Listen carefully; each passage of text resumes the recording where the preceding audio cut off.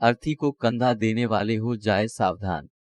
Dehradun bureau. जो भी इंसान अंतिम यात्रा में शामिल होता है या फिर शव को कंधा देता है तो उस इंसान को कुछ सावधानियां बरतनी होती हैं, और अगर वो ऐसा नहीं करते हैं तो जिस अंतिम यात्रा में शामिल होना शुभ माना जाता है वही उनके दुख का कारण बन सकता है। आज हम आपको बताएंगे कि आपको अंतिम यात्रा के दौरान क्या क्या सावधानियां बरतनी चाहिए।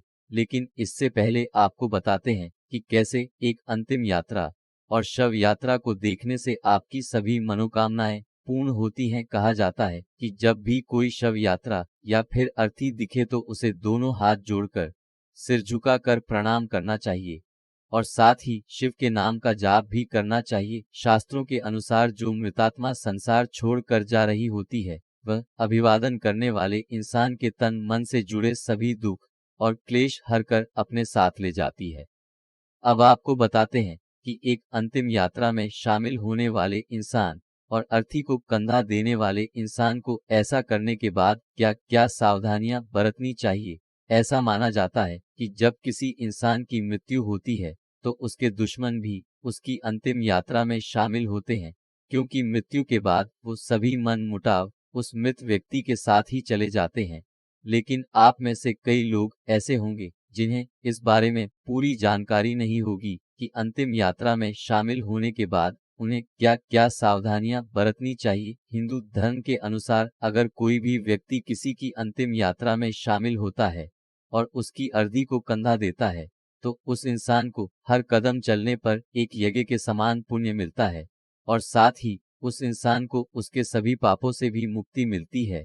लेकिन ऐसा करते हुए आपको ये ध्यान में रखना होगा कि जब आप शव को लेकर श्मशान घाट में प्रवेश करेंगे तो वहां आपको किसी भी प्रकार का अनुचित व्यवहार या फिर किसी बात में हंसी मजाक नहीं करना चाहिए। अगर कोई भी व्यक्ति किसी भी तरह की अनुचित गतिविधियां करता है तो समय आने पर उसे भगवान को इसका जवाब देना होता है। साथ ही उसे ये भी समझना चाहिए कि उसे भी अंतिम समय में यहीं पर ही लाया जाएगा।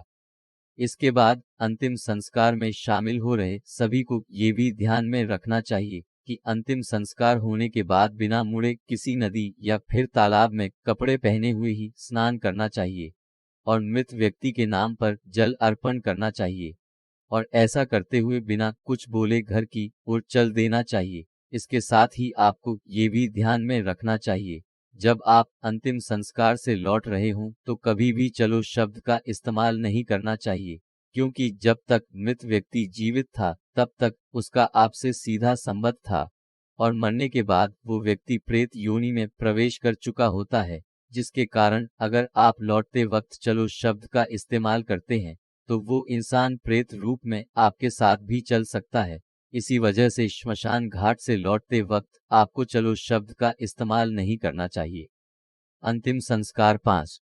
वहीं शास्त्रों के अनुसार एक नियम यह भी है कि जो व्यक्ति ब्रह्मचर्य का पालन करते हैं वो व्यक्ति अपने माता पिता और गुरु के अलावा किसी भी अन्य व्यक्ति को कंधा नहीं दे सकते हैं और न ही किसी व्यक्ति की शव यात्रा में शामिल हो सकते हैं। अगर वो व्यक्ति ऐसा करते हैं तो इससे उनका ब्रह्मचर्य खंडित हो जाता है।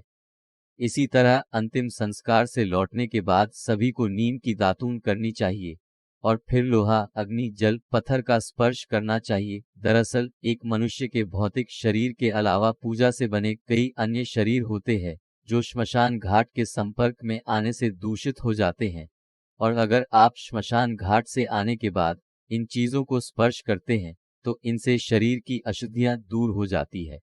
वहीं जो लोग शव यात्रा या फिर अंतिम संस्कार में शामिल होते हैं उन्हें एक दिन का सूतक मानना चाहिए। शव को छूने वाले इंसानों को 3 दिन का और अर्थी को कंधा देने वाले इंसान को 8 दिन का सूतक मानना चाहिए और इस सूतक के दौरान आप किसी भी मंदिर और धार्मिक कार्यों में शामिल नहीं हो सकते और साथ ही किसी भी साधु को दान भी नहीं दे सकते।